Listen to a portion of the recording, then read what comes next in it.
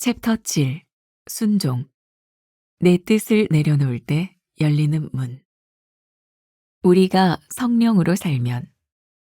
갈라디아서 5장 25절. 만일 우리가 성령으로 살면 또한 성령으로 행할지니. 성령의 임재는 우리를 사명자로 변화시킵니다. 오순절 다락방의 사건이 보여주듯 예수님의 증인이 되는 일은 성령의 임재를 통해서만 가능합니다. 성령이 임하시면 우리는 권능을 받고 비범한 사명자가 됩니다. 성령의 임재 없이 하나님의 일을 하는 것은 자기 능력을 의지하는 것에 불과합니다.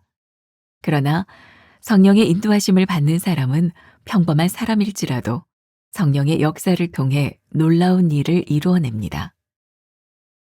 성령의 인도하심의 증거는 그리스도를 높이는 것입니다. 성경은 하나님의 영으로 말하는 자는 누구든지 예수를 저주할 자라 하지 아니하고 또 성령으로 아니하고는 누구든지 예수를 주시라 할 수 없느니라 라고 말합니다. 성령의 음성은 그리스도를 높이고 우리 삶을 사역의 자리로 인도합니다. 우리 삶에서 이해되지 않던 일들도 시간이 지나고 보면 성령의 분명한 계획과 인도하심이 있었음을 깨닫게 됩니다. 성령은 관계 속에서 우리에게 그 길을 구체적으로 제시해 주십니다. 성령 충만은 일회적인 사건이 아닌 매일 구해야 할 하나님의 선물입니다. 사도 바울은 오직 성령으로 충만함을 받으라 라고 권면할 때 현재 시제를 사용했습니다. 즉, 성령 충만은 과거의 사건으로 끝나는 것이 아니라 오늘도 반복되어야 하는 일이라는 뜻입니다. 우리는 스스로 충만하게 될 능력이 없습니다. 성령 충만은 우리가 겸손히 구해야 할 전적인 하나님의 선물입니다. 그러므로 삶의 통제권을 성령께 완전히 맡기고 그분이 거하실 거룩한 성전이 되십시오. 나는 성령의 임재를 따라 살고 있습니까? 성령 임재의 증거인 그리스도를 높이는 모습이 내게 나타납니까? 매일매일 성령의 임재를 구하고 있습니까? 오늘은 170번째 우리가 성령으로 살면 이런 제목으로 말씀을 나누어 보려고 합니다. 오늘 말씀은 어제 말씀과 짝을 이루고 있어요. 어제 말씀을 안 들은 분들은 어제 말씀을 한번 듣고 이어서 들어도 좋겠다는 생각이 들어요. 성령이 거하시게 하라. 어제 말씀이죠. 그리고 어제 말씀 마무리에서 다윗이 하나님 앞에 간구했던 시편 51편 11절 말씀을 이야기했어요. 나를 주 앞에서 쫓아내지 마시고 주의 성령을 내게서 거두지 마옵소서. 다윗에게는 성령님이 그 안에 계시지 않을 때의 고통을 알았어요. 여기에 관계된 우리가 잘 아는 찬양이죠. 정결한 맘 주시옵소서 오 주님 정직한 영을 새롭게 하소서. 오늘은 이 찬양을 한번 같이 부르고 말씀을 계속해서 나눠도 좋을 것 같아요. 자, 같이 한번 불러봅시다. 정결한 마음 주시옵소서. 오 주님, 나의 마음에 정직한 영을 새롭게 하여 주시옵소서. 정직한 영을 새롭게 하소서. 우리 가슴에 손을 얹고 다시 한번 고백합니다. 정결한 마음 주시옵소서. 정결한 마음 주시옵소서.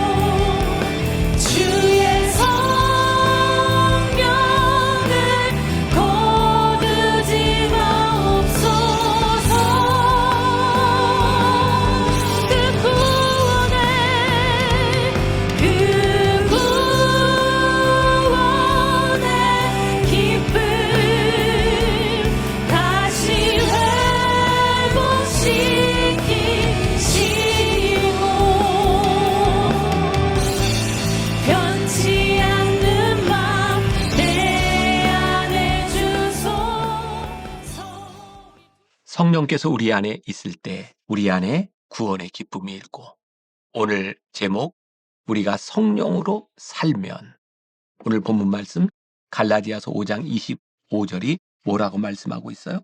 만일 우리가 성령으로 살면 또한 성령으로 행할지니. 어제는 우리가 성령님을 우리들이 구하자 우리 안에 거하실 수 있도록, 오늘 말씀은 성령님이 우리 안에 거하시면 성령으로 우리들이 행하게 된다. 여러분, 우리가 하나님의 음성 듣기를 원해요. 우리들이 하나님의 말씀대로 살아가기를 원해요. 우리들이 성령을 따라 살면 하나님의 음성을 따라 살지 않겠습니까? 성령님이 행하시니까. 사도행전 1장 18절 말씀, 굉장히 유명한 말씀이죠. 예수님께서 부활 승천하시면서 남겨진 제자들에게 부탁하셨어요. 오직 성령이 너희에게 임하시면 너희가 권능을 받고 예루살렘과 온 유대와 사마리아와 땅끝까지 이르러 내 증인이 되리라. 그리고 성령을 기다리라 말씀하셨어요. 또 굉장히 흥미로운 지점입니다. 하나님께서 제자들을 부르시고 부활 승천하는 모습을 다 보여주셨지만 제자들에게 어떤 일도 시키지 않으셨어요. 마가의 다락방에서 그들에게 성령이 임했을 때 비로소 그들이 흩어져서 복음을 전하기 시작해요. 지식이 있고 경험이 있지만 성령님이 그들과 함께 하시지 않을 때 그들은 어떤 역사도 행하지 못했어요. 우리가 성령 안에 있어야, 성령님께서 우리 가운데 역사하셔야 하나님의 음성을 따라 우리들이 믿음으로 살아갈 수 있다. 자, 오늘 첫 번째 문단, 성령의 임재는 우리를 사명자로 변화시킵니다. 조금 전에 이야기했던 사도행전 1장 8절 말씀, 오직 성령이 너희에게 임하시면, 오순절 다락방에서, 마가의 다락방에서 성령이 임했을 때 그들은 사명자가 되죠. 그리고 우리가 잘 아는 사건이 나와요. 그들이 성령을 받고 처음으로 행했던 기적이 뭔가요? 사도행전 3장 1절부터 10절까지 성전 미문 앞에 앉아있던 안진뱅이를 일으키는 사건이 나오죠. 여기도 굉장히 흥미로운 말씀이에요. 나에게 은과 금은 없으나 내게 있는 것으로 내게 주노니 나사렛 예수의 이름으로 일어나 걸으라. 이 말 속에는 어떤 의미가 있어요? 매일 성전 미문 앞을 드나들고 있었던 베드로와 요한, 그들은 하나님의 사람이니까, 율법을 아는 사람이니까 돈이 있으면 가난한 사람을 도와줄 수 있는 마음이 있었어요. 그러나 돈이 없으면 할 수 있는 일이 없었던 사람이었어요. 그러나 성령님이 그들 가운데 임하게 되었을 때 성령으로 살게 되는데, 어떻게? 나사렛 예수의 이름으로 안진뱅이를 일으켜요. 성령님이 우리 가운데 계시지 않으면 우리는 우리의 능력으로 살아요. 그러나 성령님이 우리 가운데 계시면 성령님의 능력으로 살아요. 기적이 일어났어요. 그리고 복음을 전하기 시작할 때 하루에 3,000명, 5,000명씩 회개하고 예수를 믿는 놀라운 역사들이 일어나기 시작했어요. 그런데 그 일로 인하여 베드로와 요한이 붙잡히게 되죠. 성령으로 살면 성령을 거스르는 자들이 좋아하지 않아요. 베드로와 요한이 붙잡히게 되었을 때에, 또 유명한 말씀이죠. 사도행전 4장 13절과 14절 말씀. 베드로의 말씀 전함을 바라보며 사람들이 이렇게 얘기해요. 저희가 베드로와 요한이 기탄 없이 말함을 보고 그 본래 학문 없는 범인으로 알았다가 이상히 여기며, 또 그 전에 예수와 함께 있던 줄도 알고, 또 병 나은 사람이 그들과 함께 섰는 것을 보고 힐난할 말이 없는지라. 굉장히 흥미롭죠. 기탄 없이 말하는 베드로와 요한을 보았는데 사람들이 생각할 때 베드로와 요한이 그런 사람이 아니었던 거예요. 성령을 받고 난 후에 베드로와 요한, 그리고 그 전의 사람이 확연히 구분되는 거예요. 성령님께서 그들을 사명자로 쓰시기 시작할 때 그들에게 나타났던 능력을 바라보면서, 그들이 이전과 다른 사람인 것을 바라보면서 그들이 힐난한 말이 없었다. 굉장히 멋지죠? 성령님이 우리 가운데 계셔서 성령으로 살면 우리들이 하나님 앞에 사명자가 돼요. 어떤 사람일지라도, 어떤 평범한 사람일지라도 하나님이 우리들 가운데 역사하시면 하나님의 능력이 나타나게 되는 거죠. 저는 제 삶에서도 제 인생의 가장 큰 문제였던, 평생을 목사로 살아야 되는데 목사로서 제일 힘든 게 설교 준비였어요. 너무 힘들었어요. 내가 하려고 하니까. 제가 은혜를 받고 나서 제가 성경을 보기 시작할 때 저는 처음으로 성경이 제 눈 안에 들어오는 경험을 했어요. 말씀을 읽을 때 말씀이 말씀으로 꼬리에 꼬리를 물고, 마치 고구마 줄기를 캐 올리면 고구마가 따라 올라오는 것처럼 말씀이 말씀으로 이어지는 경험을 저는 했어요. 목사로서 그게 얼마나 귀중한 경험이었는지 몰라요. 내가 하나님을 만나기 전, 성령님을 체험하기 전에 나와 성령님이 내 안에 계셔서 성령님이 역사하셨을 때 그 다른 것, 저는 저에게뿐만 아니라 여러분들의 삶에도 동일한 경험이 있으리라고 생각해요. 아니, 성령님께서 여러분들 안에서 살아 역사하실 수 있다고 생각해요. 오늘 하루 내가 성령님 안에 거해. 그때 성령님께서 내 안에 어떻게 역사하시는지를 간증할 수 있는 하루가 되기를. 두 번째 문단, 성령의 인도하심의 증거는 그리스도를 높이는 것입니다. 자, 굉장히 중요한 일인 것 같아요. 우리는 지금까지 많은 사람들이 성령님을 받고 성령님께 쓰임을 받았지만 버림받는 경우들을 봐요. 더 이상 성령님이 쓰실 수 없어요. 어떻게? 성령님이 역사하시는 삶을 살았는데 그 성령님의 역사 가운데 하나님이 드러나지 않고 주님이 높임을 받지 않으시고 내가 높임을 받을 때 더 이상 성령님은 내 안에서 역사하시지 않아요. 이건 여러분들보다 목회자에게 훨씬 더 많은 그런 위험성이 있는 것 같다. 놀라운 능력을 받았지만 어느 순간부터인가 주님이 드러나는 것이 아니라 내가 그때부터 하나님이 역사하시는 것이 아니라 나의 교만이 역사해요. 아마 이런 이야기를 아는 분은 거의 없을 것 같은데, 저희 돌아가신 아버지도 군목 시절에 은혜를 받고 30대에 우리나라의 유명한 부흥사가 되셨어요. 그때 저희 어머니는 기도원을 많이 다니는 분이었고, 그리고 하나님께서 우리 어머니에게 신유의 은사를 주셨어요. 기도하면 병자들이 낫고.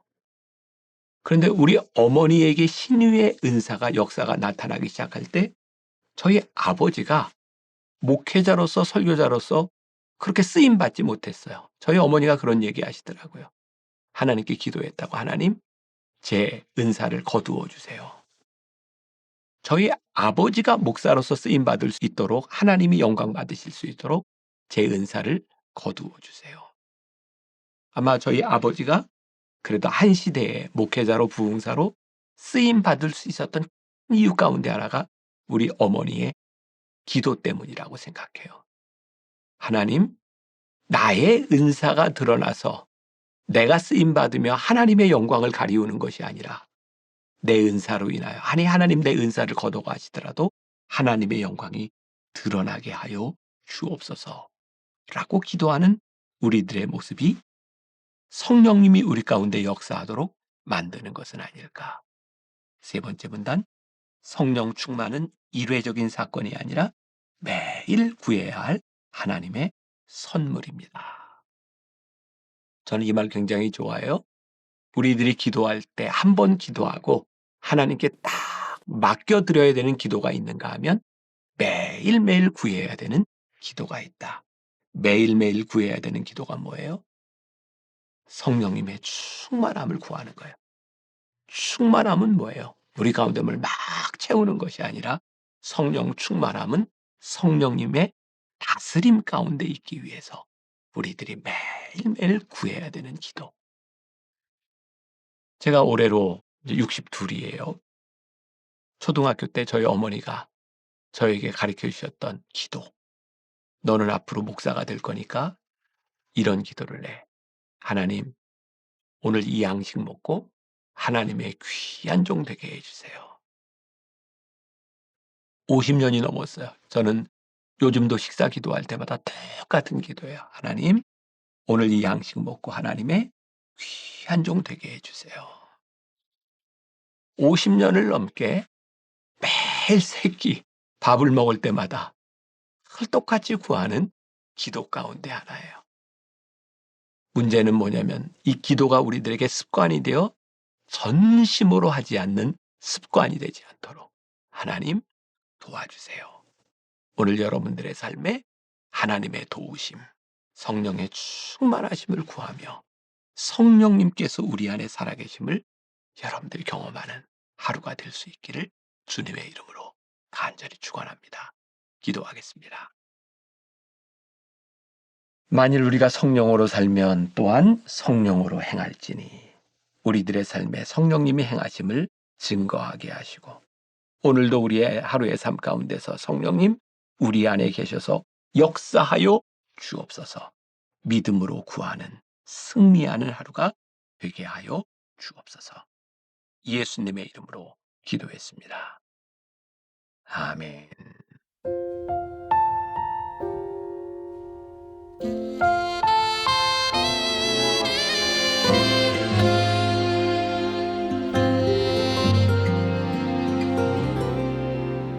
메마른 영혼을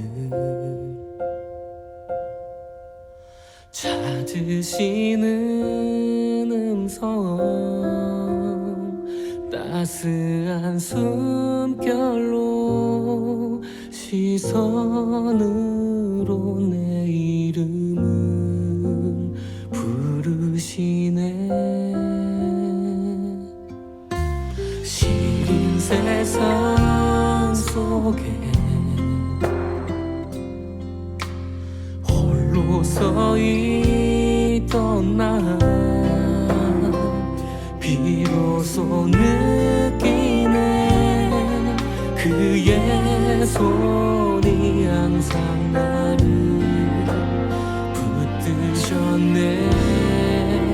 보이지 않는 손 날 이끄시는 힘 전능자의 능력 하나님의 손길 내 능력이 아닌 오직 하나님의 능력 그의 손으로 인도하네.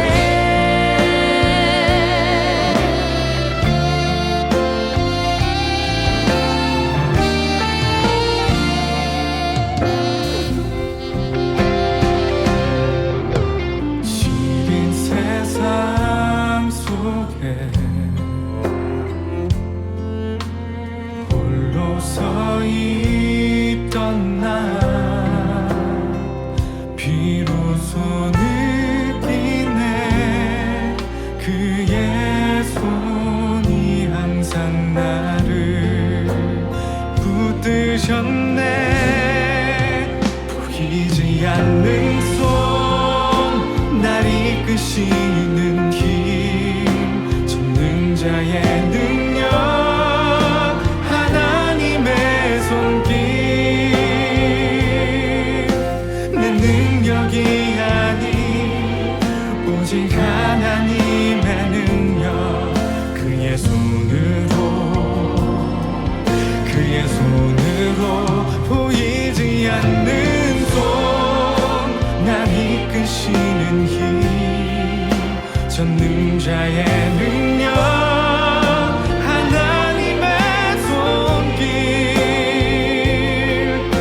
내 능력이 아닌 오직 하나님의 능력 그의 손으로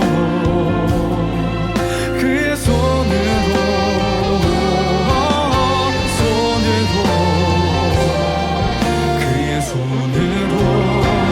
인도하네. 보이지 않는 손